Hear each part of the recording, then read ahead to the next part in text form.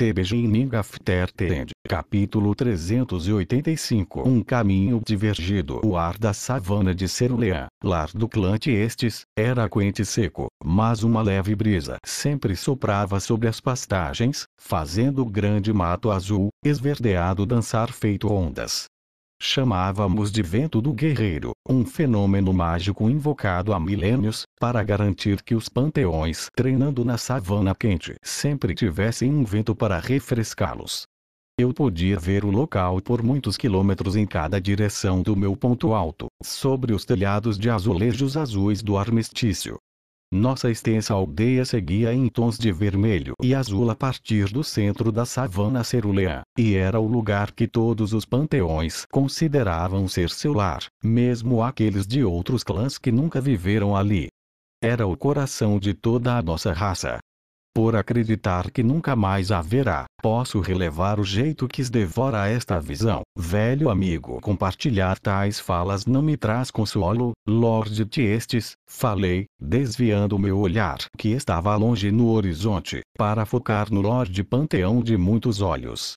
Mas temo que seja assim. Os 4 olhos da face de Ademir se concentraram em mim, enquanto os dos lados de sua cabeça se moviam rápido, rastreando até o menor movimento ao redor. Está pronto para me dizer por que deixou o castelo Indrad? Então, acalmei a respiração e ajustei a postura, que estava se desajeitando. Um sinal dos meus conflitos internos, pensei. Nós dois estávamos muito acima do chão, equilibrados com cuidado em cima de grandes hastes mais finas do que o meu mindinho. Uma espiral delas enchia o pátio central do armistício. As menores e mais grossas ficavam do lado de fora da espiral, e cada uma ia afinando e crescendo mais até chegar à central, que era delicada como uma agulha. Estávamos a várias hastes de distância das centrais, um frente ao outro, com ele em uma maior e mais fina. Embora eu pudesse ir além, falar de cima de meu Lorde seria um ato de desrespeito. Por tradição, o Panteão Superior também escolheu a pose de treino. Ele optou pela pose relativamente simples do dançarino laminado. Imitando ele, balancei em um dedo do pé direito e estiquei a outra perna em um ângulo descendente atrás de mim com os dedos do pé apontando para o chão. Minhas mãos estavam se apoiando em todo o meu corpo, uma abaixo do meu externo, e a segunda acima de meu estômago.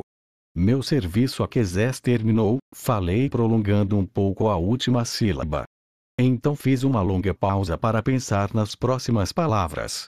Não sou uma espada para ser usada como bem entender. Ele saiu da postura apenas em tempo suficiente para afastar uma mosca caçadora venenosa e depois deslizou sem esforço de volta.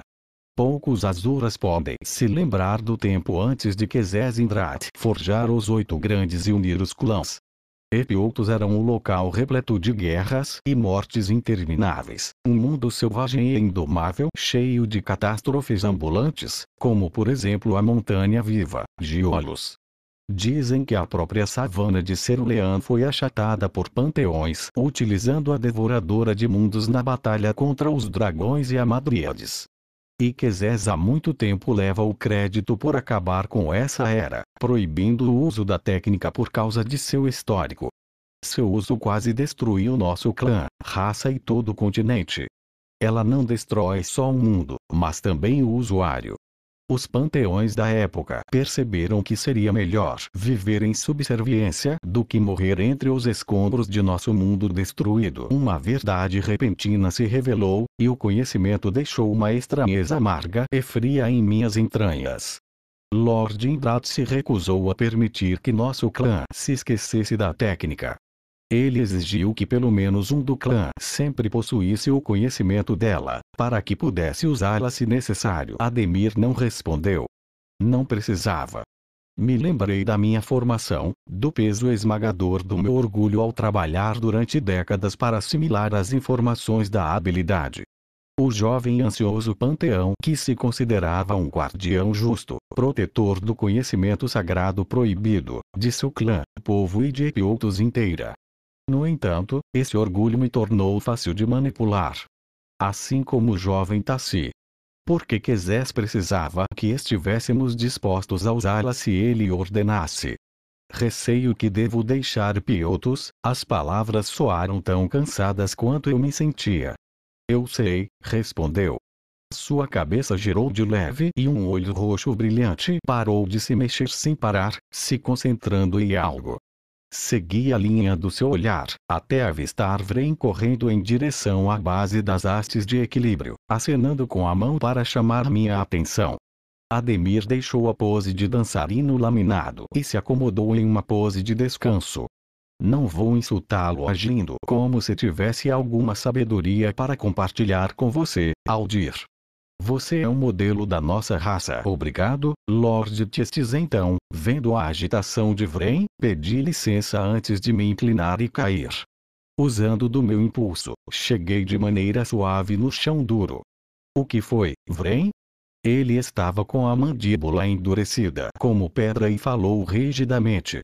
Meus golems viram uma força de dragões em movimento pela savana, liderada pelo seu velho parceiro Vidson. Algo a respeito de seus rostos pálidos e a forma que os joelhos deles tremem a cada passo me diz que não vieram em paz, por mais que aparentem não estar animados. Acha que, por algum acaso, isso tenha algo a ver com você? Dragões. Marchando no armistício. Grunhiu o irritado Ademir, pousando ao nosso lado. Agora, de todos os momentos possíveis. Se ele acha que vou deixar esse ultraje de lado, paz, amigo, falei, tocando meus olhos fechados e descansando a mão sobre o peito dele. Peço a sua palavra, Ademir. Não envolva o clã, seja qual for o resultado. Não estão aqui pelos Tiestes. Podem vir atrás de mas vão encontrar todos, Aldir, disse com firmeza, começando a se afastar de mim. Nenhum membro do clã vai, então deve me banir. Ele foi pego tão desprevenido pela interrupção, que levou vários segundos para compreender minhas palavras. Ele bufou, mas não se mexeu e nem falou. Lord Tiestes, eu dei cada momento da minha vida muito longa, sacrifiquei tudo fora dos meus deveres, para proteger meu clã e povo. Movi a mão para atrás do pescoço dele, e o puxei até que nossas testas se tocassem.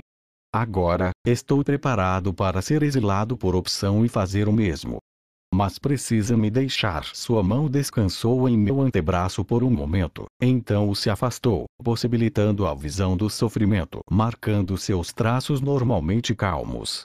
Vários segundos se passaram, e o senti reunir forças. Então vá. Você está banido, Aldir. Está banido deste lugar e deste clã. Conforme proferi as palavras, um fogo abrasador rasgou a carne do meu pescoço. A marca dos banidos. Era um símbolo físico da falta de um lugar para mim no armistício ou na savana de Cerulean. A dor era diferente de tudo que já senti antes, entretanto não me permiti expressá-la além de ranger os dentes. Nenhum panteão em Epiotos o ajudará. Sua voz ficou áspera e emocional quando disse o resto. Mas saiba que ainda pode encontrar ajuda e socorro, se precisar. Caso procure repouso no mundo dos menores, vá ao lugar chamado de Clareiras das Bestas em Dikaten. As antigas masmorras lá ainda contêm muitos segredos, e talvez até assistência a quaisquer filhos e filhas rebeldes do armistício. O caminho que vivi foi longo e extenuante, porém eu sempre soube que ele terminaria aqui, no armistício. Mas esse futuro agora havia sido mudado. Apesar de ter pedido por aquilo, fiquei por um momento desorientado e à deriva, isolado do próprio futuro e destino. No mínimo, isso me libertava do fardo de ensinar a devoradora de mundos para outra pessoa. Percebi isso depois de uma reflexão. Vren se moveu, seus olhos inteligentes me lendo tão claramente como se eu fosse uma das tapeçarias de história no castelo Indrat. Para um ser tão velho quanto eu, o novo era um conceito difícil de entender. Mas eu não estava sem rumo. Sabia bem para onde iria em seguida, por mais que não entendesse o que poderia vir dessa jornada. Com uma reverência final a Ademir, que não conseguia mais me olhar nos olhos por não ser mais um Tiestes, me virei saindo daquele campo de treinamento e fui às ruas grandes e lotadas do armistício. Muitos tentavam disfarçar seus olhares enquanto eu caminhava pelas casas, pátios de treino e comércios, todos os quais agora haviam se fechado para mim. Ninguém me desejou adeus, boa sorte ou boa saúde e força, como era tradição. Doeu mais do que imaginei. Minha falta de respeito por Quezes e suas decisões fomentou o ódio dentro de mim naquele momento. Quando usei a devoradora de mundos, sacrifiquei a honra e orgulho. Isso já foi ruim o suficiente, mas agora ele tomou meu lar e legado. Nunca perdoaria ao Senhor dos Dragões. Foi com esse fogo amargo e furioso ardendo dentro de mim que atravessei a fronteira do armistício, porém foi um medo que me impediu de olhar para trás. O medo de que a perda tirasse todas as forças que tinha. A vegetação da savana crescia até a altura dos ombros em ambos os lados do caminho bem trilhado, chicoteando-se oceano, turquesa e azul petróleo para frente e para trás ao vento do guerreiro. As pastagens não pareciam mais um oceano suave, e sim 10 milhões de lanças marchando comigo em direção ao meu amigo mais antigo e querido entre os dragões. Era interessante pensar que agora ela estava ao meu lado. Não demorou muito para os encontrar. Tive um pequeno prazer vingativo ao ver uma dúzia de soldados dragões pararem de repente, como se suas pernas não os levassem mais perto de mim. Vindisson, que os liderava, ergueu o queixo e pôs a expressão mais fria possível em seu rosto, esperando que me aproximasse. Aldir do clã Tiestes, fui enviado para, não mais dos Tiestes, falei formalmente, cortando seu discurso arrogante. Fui banido. Os olhos de Vindisson se estreitaram. Uma proteção conveniente aos membros do seu clã, mas também simplifica as coisas para o Lord Indrat. Você está aqui para me prender e me levar de volta para receber o julgamento de Quezes, disse, dando um passo mais perto. A magia começou a me conectar à minha arma, Silverlight, formigando na ponta dos meus dedos. Os soldados passaram a segurar mais firmemente suas armas. A expressão dele permaneceu impassível. Só se não nos der escolha. Lord Indrat exige sua presença de imediato, e estamos aqui para obrigá-lo. Suas sobrancelhas arquearam e ele se endireitou ainda mais, sua mana inchando em uma pobre imitação da verdadeira força do rei.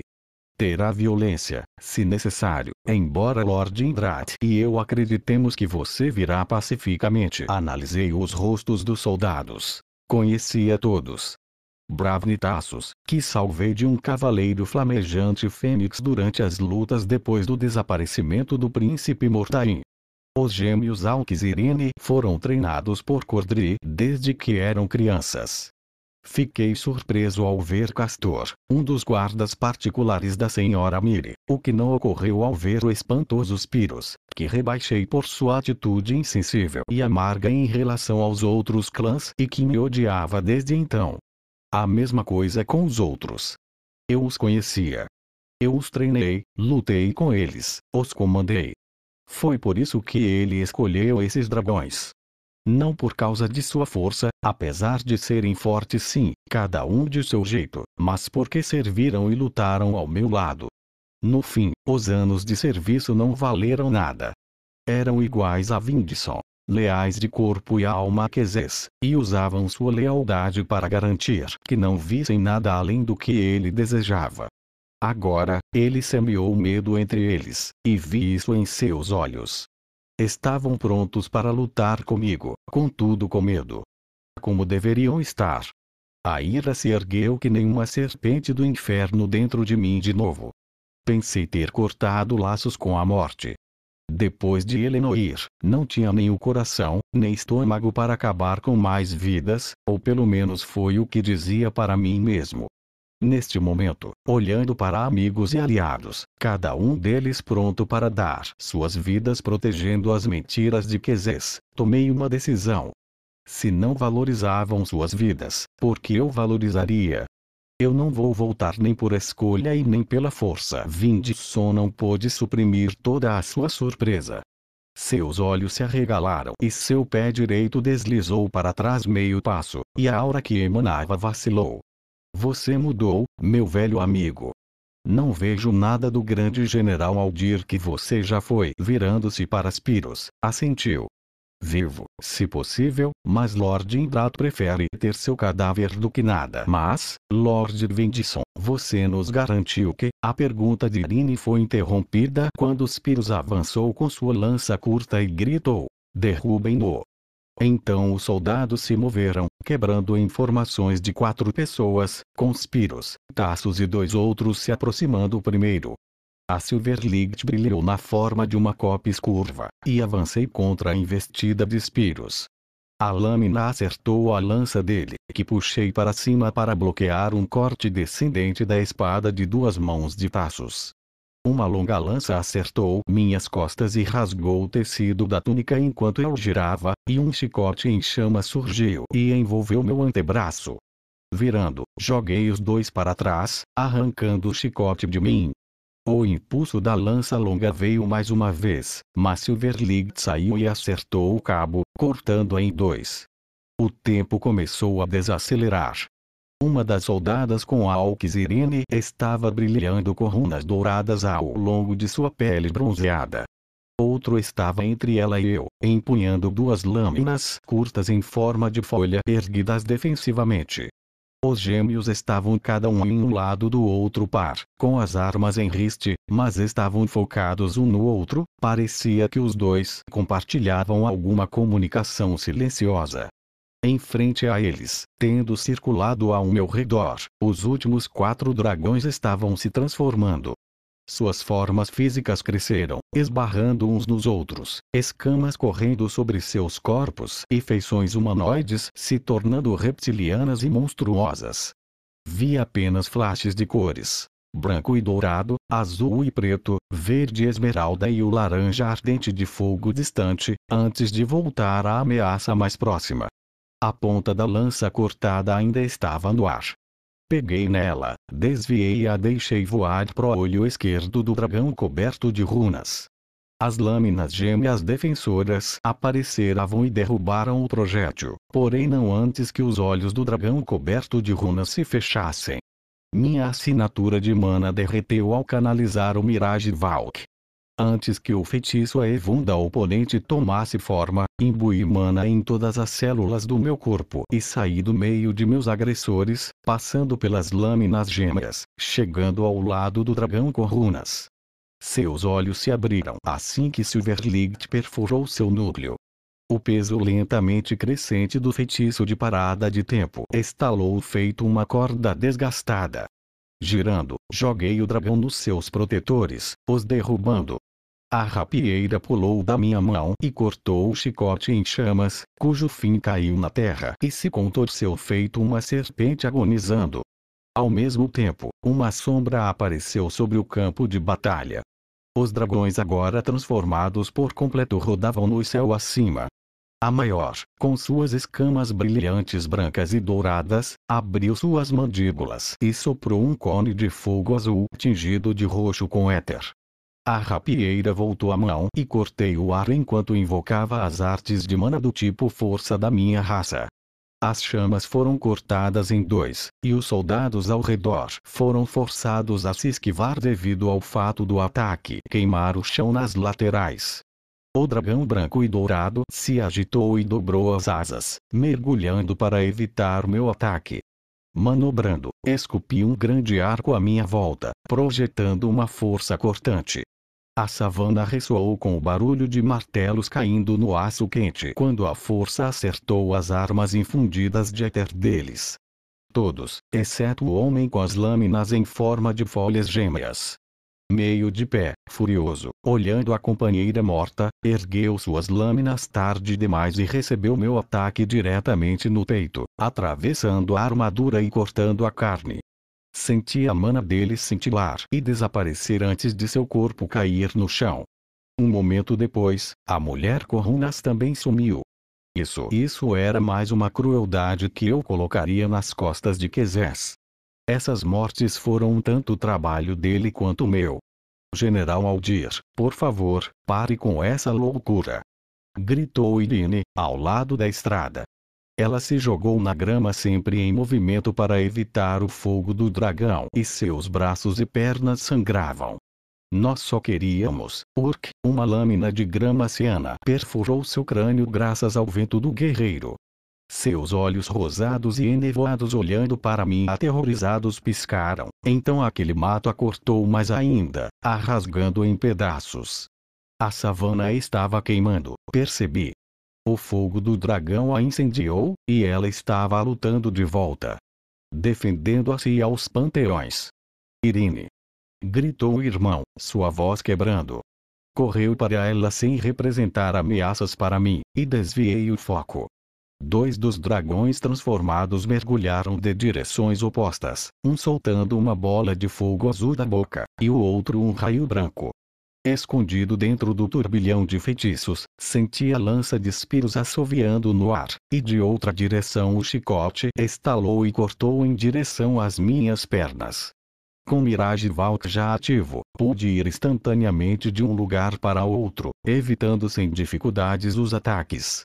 Ou melhor, deveria ter sido capaz de fazer isso, todavia quando tentei, me senti batendo contra uma barreira invisível. Meu ombro se deslocou por conta do impacto, e tropecei de volta para trás. A lança me acertou logo abaixo do externo. Com um brilho roxo, o éter infundido dentro dela perfurou a mana. A dor viajando pelo meu corpo e se alojando perto da coluna não era nada em comparação com a marca ainda queimando no pescoço.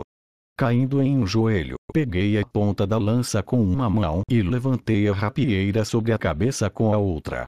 Uma esfera transparente de luz fria me envolveu assim que sopros dos dragões convergiram. O fogo e relâmpagos foram esmagados na barreira, e a Silverlead tremia conforme bebia desesperadamente mais da minha mana. Ondulações atravessaram o escudo, o despedaçando. Fui para cima, correndo da explosão do raio. Com um grito, o dragão azul e preto em meio ao seu sopro, fechou as mandíbulas e se afastou de forma brusca.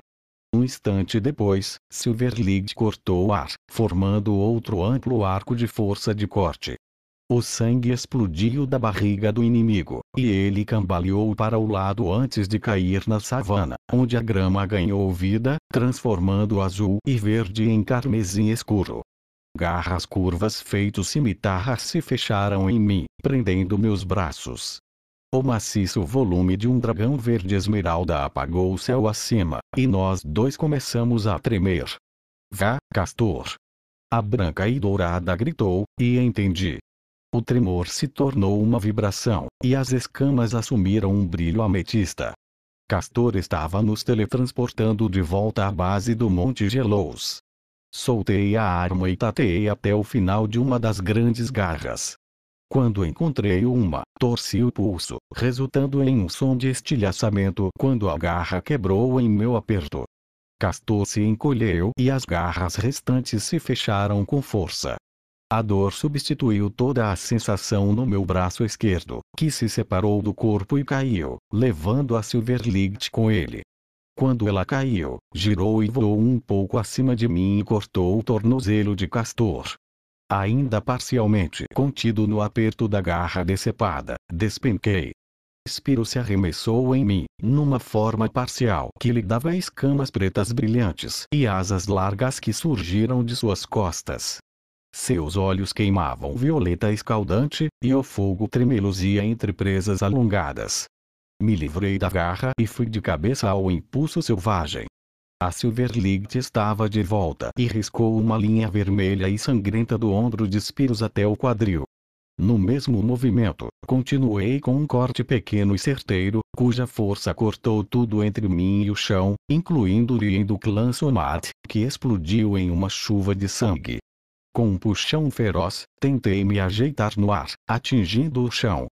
Bati forte, usando a força para levantar uma nuvem de poeira a fim de me ocultar, nem que fosse por um momento, enquanto rastreava as assinaturas de mana dos dragões restantes.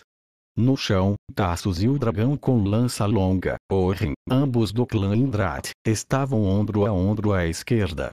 À direita, ao longe, Vindson caiu bem longe do combate. Alques havia desaparecido na savana, tinha certeza.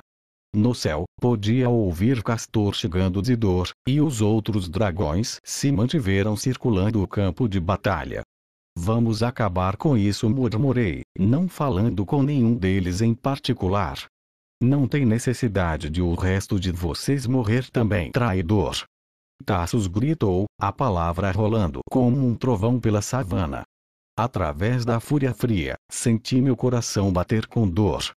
Isso, vindo de um guerreiro cuja vida salvei uma vez e que jurou retribuir o favor algum dia, sorrindo com a dor de sua carne crescendo sobre membros queimados. Nenhum deles podia ver o que eu via.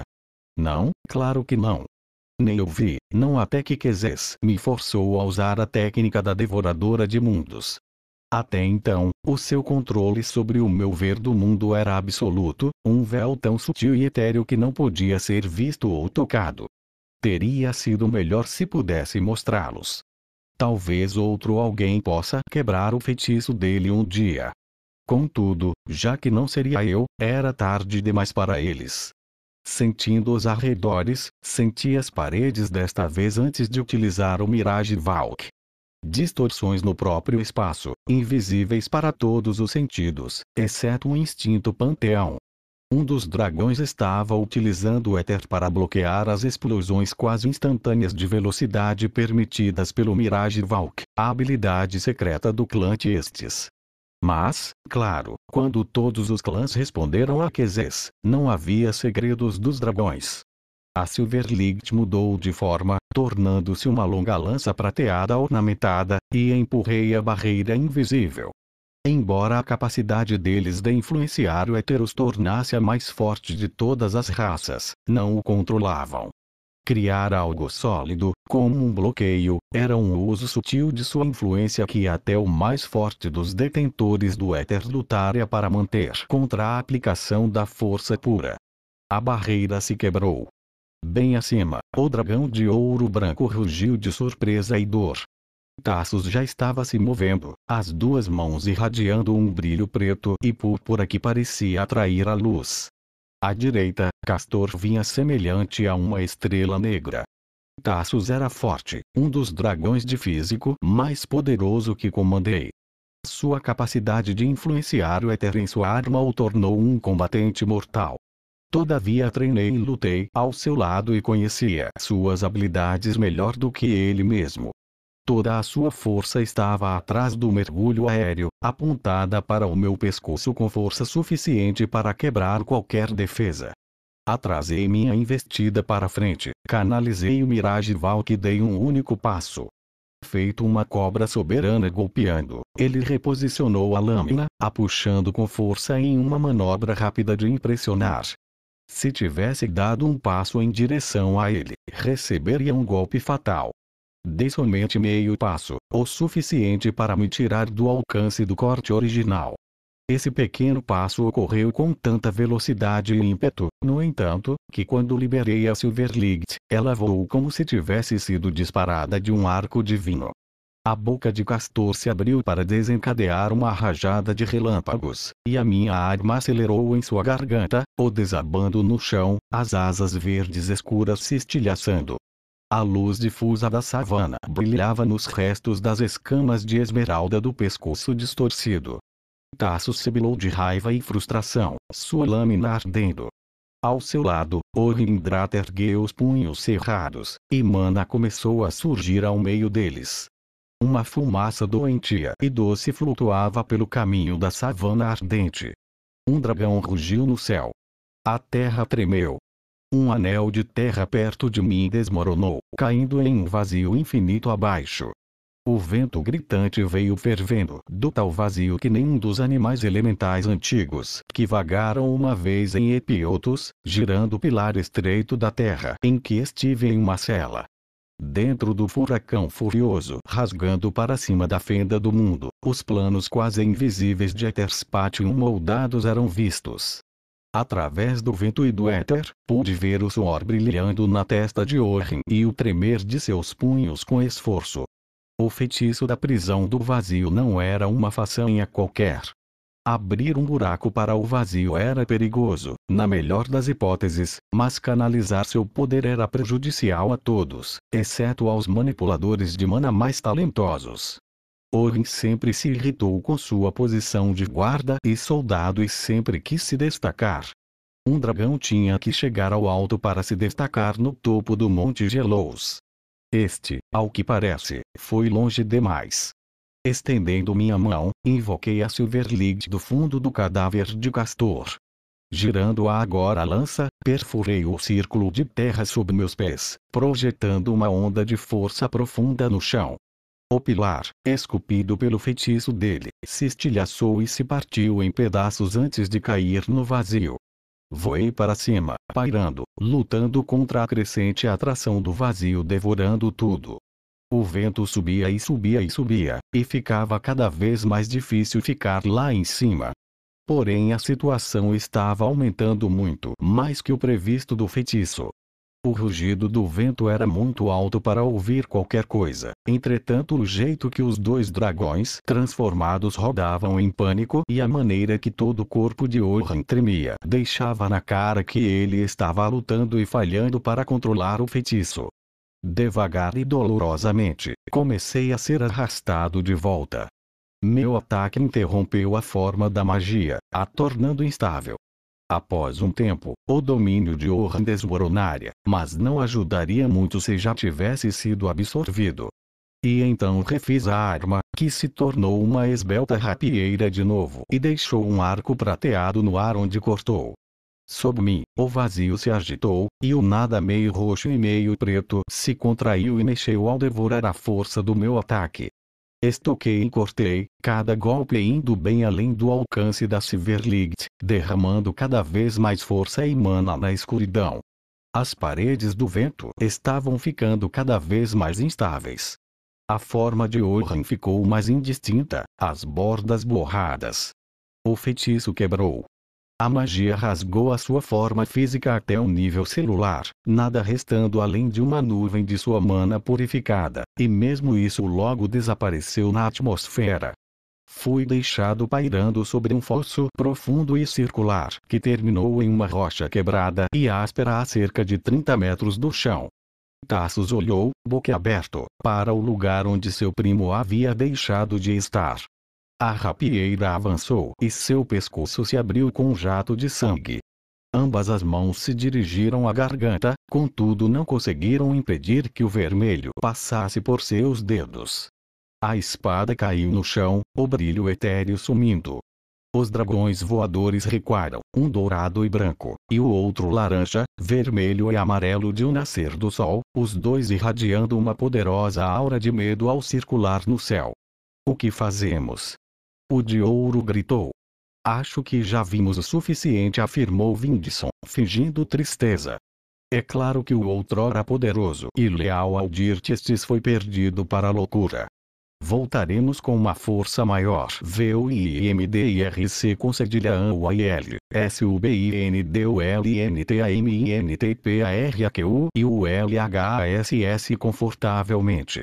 Nunca deveríamos ter continuado seguindo Quezés depois daquilo com os Djinns, parceiro. O seu nariz enrugou.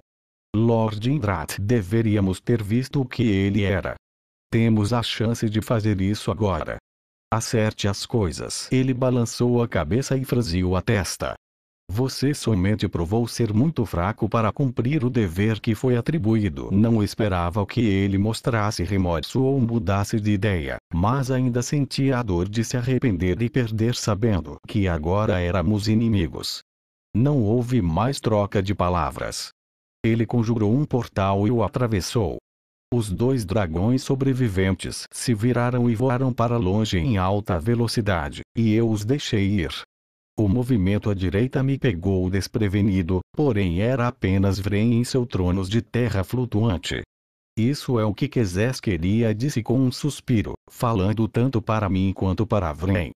que o sangue fosse derramado, para que ele me fizesse de monstro e corroer qualquer apoio que eu pudesse ter permanecendo em Epiotos bastante adequado para aquele sociopata funcional usar os mesmos soldados que você ajudou a treinar para a tarefa sabe, acho que pode ser hora de dar o fora daqui, continuou, observando os dragões irem ao horizonte. Os valores das propriedades na savana de Cerulean com certeza cairão considerando a infestação de dragões aqui. E buracos vazios. E grama assassina, me olhou com ceticismo. A propósito, sabia disso. Um pequeno aviso teria sido bom. E se eu pisasse na folha errada e todas as outras ficassem irritadas e me transformassem em confete de titã? Não é um momento para piadas, respondi, frio demais por dentro para encontrar qualquer diversão. Ele se mexeu no assento, se recostou e descansou uma perna sobre a outra. Eu discordo. Não tem melhor momento para um humor triste e pesado.